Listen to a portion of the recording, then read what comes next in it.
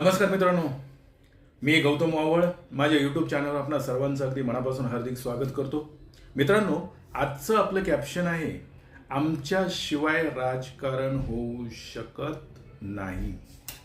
किंवा आपण त्याला हिंदीमध्ये असंही म्हणू शकतो, हमारे बिना यहाँ की राजनीति हो नहीं सकती. आता तुमच्या मनामध्ये नेमका प्रश्न निर्माण झालाच असेल आणि अगदी बरोबर आहे मित्रांनो. मनामध्ये प्रश्न निर्माण होणं गरजेचं आहे, कारण प्रश्न निर्माण झाला तर त्याला उत्तर मिळेल. आपण उत्तर शोधण्याचा प्रयत्न करू. आणि मित्रांनो, हाच प्रश्न आहे की आमच्याशिवाय राजकारण होऊ शकत नाही असं कोण म्हणतंय, का म्हणतंय, कुठे म्हणतंय, कशासाठी म्हणतंय. आपल्याला हे सर्व बघायचं असेल तर हा व्हिडिओ संपूर्णपणे आपल्याला पाहायचा आहे. तर मित्रांनो, झालंय असं की 2014 पासून या भारत देशावर भारतीय जनता पार्टीचं राज्य आहे. आणि हे जर बघितलं तर कशा पद्धतीने या भारत देशामध्ये बेरोजगारी वाढते, महागाई वाढते. मग ते पेट्रोल असेल, डिझेल असेल, तरुणाच्या हाताला काम नाहीये. आणि इकडे मात्र महागाईने उच्चांक गाठलाय. आणि तरीही भारतीय जनता पार्टी फक्त एवढाच वादा करते की देशामध्ये वातावरण जे आहे ते सुजलम सुफलम आहे.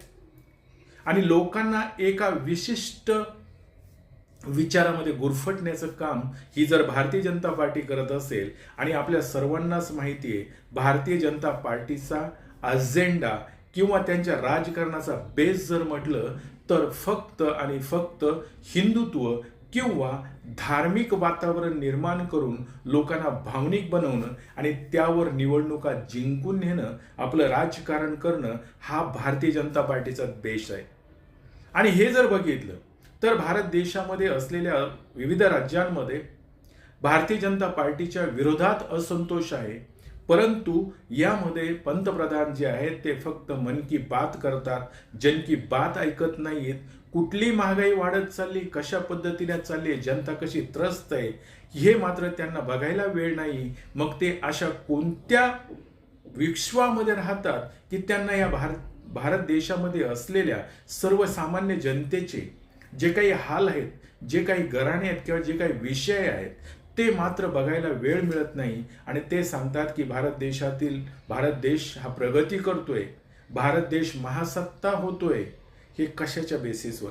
हे सर्व जर बघितलं तर मित्रांनो, पुन्हा एकदा भारतीय जनता पार्टीला इलेक्शन म्हणजे निवडणुकाचे डोहाळे लागलेत. आणि ते डोहाळे पूर्ण करण्यासाठी भारतीय जनता पार्टी आता मैदानात येण्याची वाट पाहतोय. आणि हे जर सर्व रोखायचं असेल तर देशातील, महाराष्ट्रातील म्हणा, सर्व राज्यातील लोकांनी एकत्र येण्याचा चंग बांधला. आणि त्यातलीच एक गोष्ट म्हणजे इंडिया आघाडी, जी काँग्रेसने सुरुवात केली.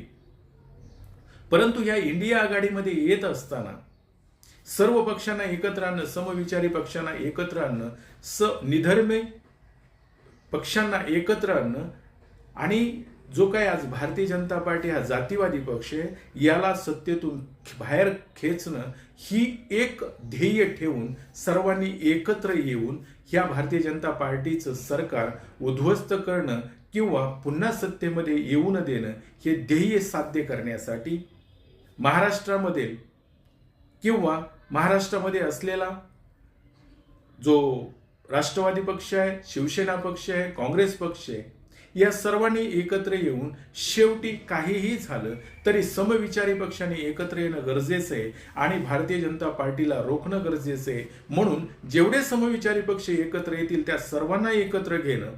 मग त्यामध्येच 2 तारखेला अखेर वंचित बहुजन आघाडीचे प्रणेते माननीय बाळासाहेब आंबेडकर यांना त्यांच्या बैठकीचं निमंत्रण देण्यात आलं, त्यांचा आदर सत्कार करण्यात आला. आणि तिथून पुढे त्या बाळासाहेबांनी काही जो अजेंडा ठेवलाय त्यांच्यासमोर, तो अजेंडा येथील गोरगरीब जनतेच्या हिताचा अजेंडा आहे.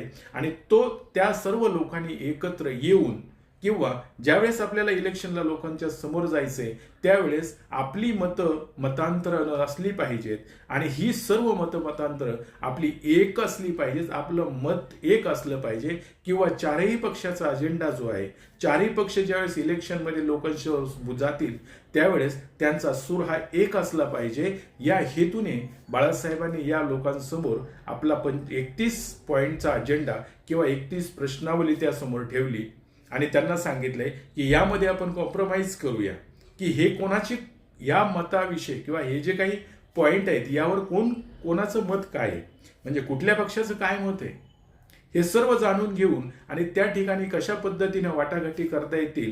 कारण काय की उद्या इलेक्शनला जाताना असं होऊ नये की वंचित बहुजन आघाडीचा अजेंडा वेगळाच आहे, शिवसेनेचा अजेंडा वेगळाच आहे, काँग्रेसचा अजेंडा वेगळाच आहे, राष्ट्रवादी काँग्रेसचा अजेंडा वेगळाच आहे, असं न होता सर्वांनी समविचाराने एका विचाराने एका ध्येयाने लोकांसमोर जाणं आणि ते ध्येय म्हणजे भारतीय जनता पार्टीला सत्तेतून घालवणं, नरेंद्र मोदीला पंतप्रधान होऊ न देणं 2024ला हा अजेंडा असला पाहिजे. त्यासाठी सर्वांचा कॉमन मिनिमम प्रोग्राम असला पाहिजे. म्हणून बाळासाहेब आंबेडकरांनी त्यांच्याकडे 31 पॉइंट ठेवलेले आहेत. त्यावर आता नेक्स्ट मीटिंगमध्ये त्यांची चर्चाही होईल. कोणत्या पॉइंटवर कुठपर्यंत यायचं किंवा कोणत्या पॉइंटवर कितपर्यंत विचार करायचा हे ठरवून एक कॉमन मिनिमम प्रोग्राम तयार झाल्यानंतर त्यांच्या वाटाघाटी होतील.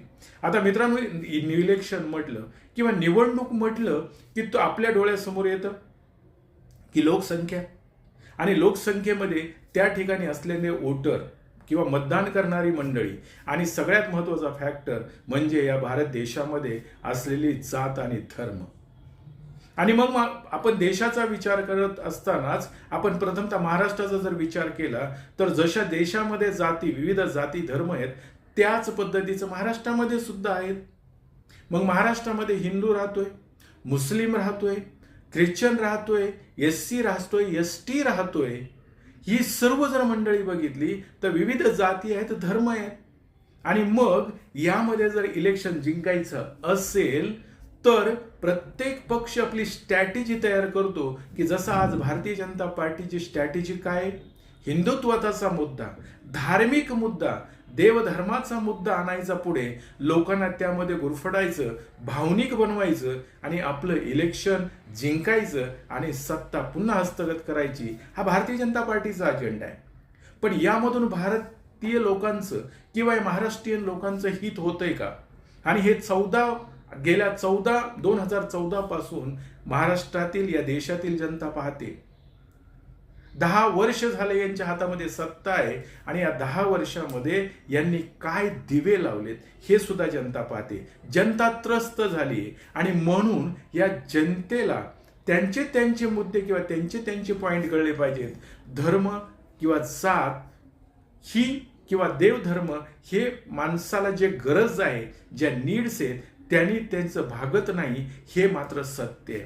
आणि म्हणून या ठिकाणी जर बघितलं मित्रांनो तर प्रत्येक पक्ष म्हणजे राष्ट्रवादी असेल, काँग्रेस असेल, शिवसेना असेल किंवा वंचित बहुजन आघाडी असेल, या लोकांनी सुरुवात केली की लोकांसमोर कॉमन मिनिमम प्रोग्राम घेऊन जायचंय.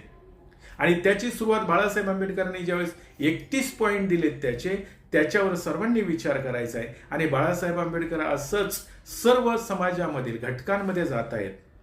आणि मित्रांनो, आजची परिस्थिती जर बघितली तर महाराष्ट्रामध्ये ओबीसी विरुद्ध मराठा चालू झालाय. म्हणजे ओबीसींचे मुद्दे वेगळेच आहेत, मराठ्यांच्या आरक्षणाचा मुद्दा चालू झालाय, SC STचे जे मुद्दे आहेत ते वेगळेच आहेत, मुस्लिमांचे मुद्दे वेगळेच आहेत.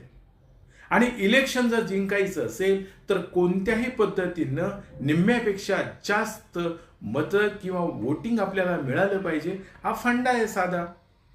आणि महाराष्ट्राची जर आकृतीबंध बघितला किंवा महाराष्ट्राची जर स्थिती बघितली तर आज महाराष्ट्रामध्ये सगळ्यात जास्त जे काही मतदार आहेत तो मराठा समाजाचा आहे किंवा मराठा समाजापेक्षा जास्त मतदार जो ओबीसी आहे. म्हणजे जर तुम्हाला टक्केवारीमध्ये सांगायचं झालं महाराष्ट्राच्या लोकसंख्येच्या तर ओबीसी हा 38% मत आहे, 38% एकूण लोकसंख्येच्या. मुस्लिम जर बघितला तर तो 11.5% आहे. त्यामध्ये एसटी बघितला तर जवळजवळ 11 ते 11.5 12% आहे. एसटी बघितला तर 9.35% आहे. आणि महाराष्ट्रामध्ये असलेला मराठा जर बघितला तर तो 31% आहे. म्हणजे ओबीसीच्या नंतर मराठा आहे. परंतु आरक्षण मिळालं पाहिजे हा मुद्दा जर बघितला तर ओबीसी म्हणतो की आमच्या ताटामध्ये येऊ नका, आणि मराठा म्हणतो की आम्ही कुणबी या दाखला घेतल्यानंतर ओबीसी मध्ये जाणार आहोत. म्हणजे हे जर बघितलं तर आज मराठा विरुद्ध ओबीसी निर्माण झाले. आज मुस्लिमांचं जर मताचं बघितलं तर मुस्लिम भयभीत झालेला आहे. कारण भारतीय जनता पार्टीचा अजेंडा जर तुम्ही बघितलात तर तो अजेंडा हिंदू धर्म किंवा हिंदू खतरे में है असं म्हणतो आणि मुस्लिम समाजाला भयभीत करण्याचा प्रयत्न करतो, हिंदू विरुद्ध मुस्लिम करतो. आणि मग जर आज महाराष्ट्रामध्ये किंवा देशामध्ये जर भारतीय जनता पार्टीला सत्ता आणायची असेल तर प्रत्येक राज्यामधून जे काही खासदार निवडून येत आहेत ह्यात जास्तीत जास्त खासदार येणं गरजेचं आहे. आणि भारतीय जनता पार्टी तोच मुद्दा घेते. परंतु ज्या ठिकाणी जात किंवा धर्माचा प्रश्न निर्माण होतो, आणि आज जर संपूर्ण देशाची किंवा महाराष्ट्राची जर परिस्थिती तुम्ही बघत असाल तर हिंदू विरुद्ध मुस्लिम आहे. देवाधर्माच्या नावामध्ये गुंतवलं जाते.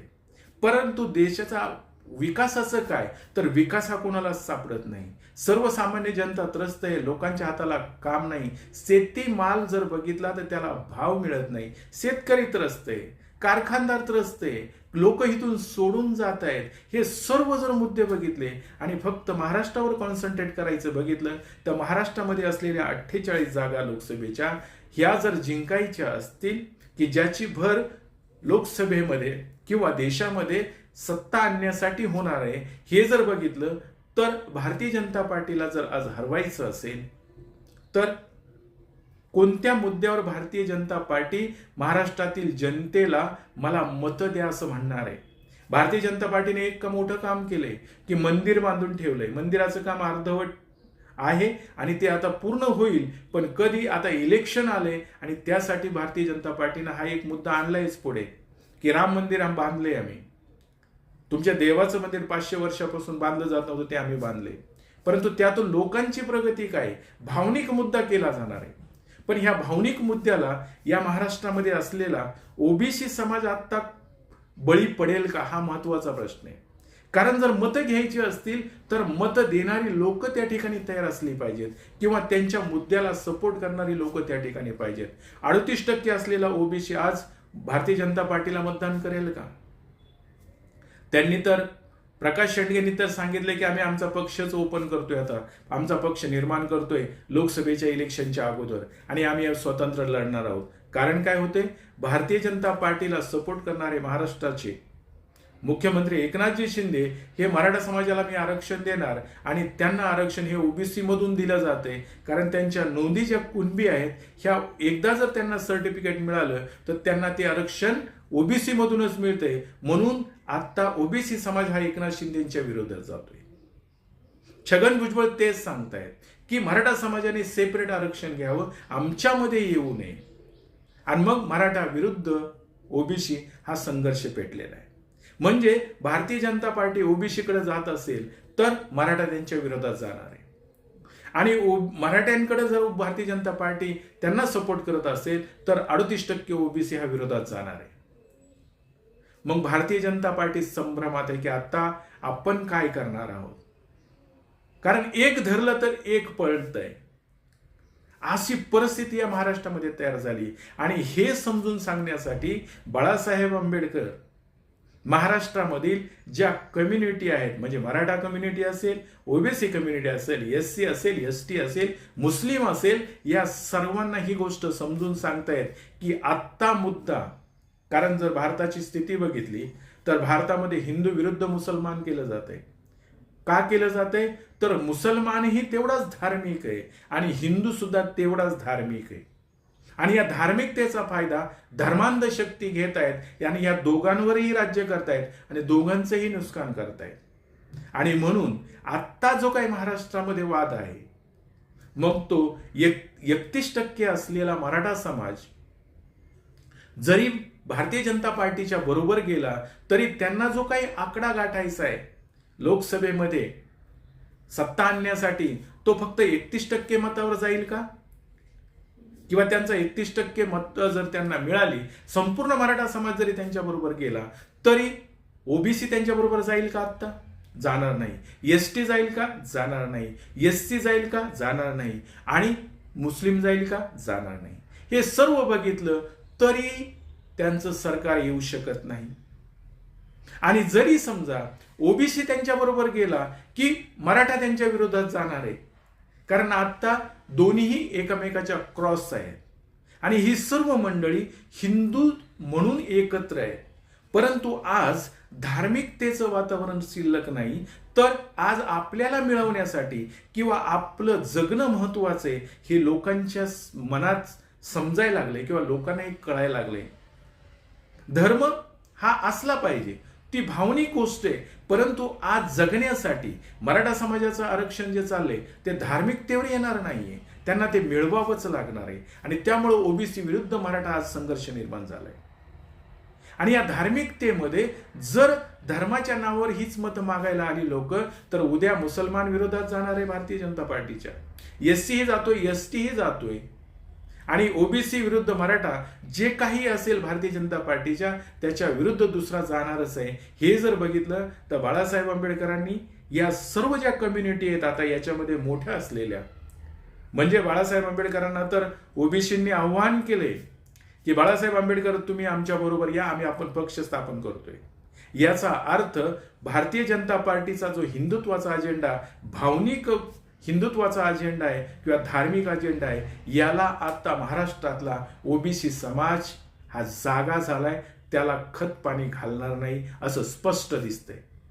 दुसरी जर गोष्ट बघितली तर महाराष्ट्रामधला मराठा समाज 31% आणि त्याला आता आरक्षण पाहिजे म्हणून फक्त हिंदुत्वाच्या मुद्द्यावर, राम मंदिराच्या मुद्द्यावर किंवा भावनिकतेच्या मुद्द्यावर त्यांना तो मत देईल असं वाटतच नाहीये.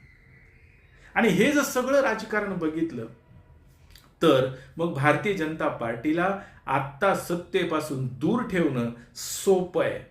त्यामुळं बाळासाहेब आंबेडकर अकोला या ठिकाणी मुस्लिम समाजाची सभा घेतली किंवा मीटिंग घेतली आणि त्या मीटिंग मध्ये त्या लोकांना समजून सांगताय.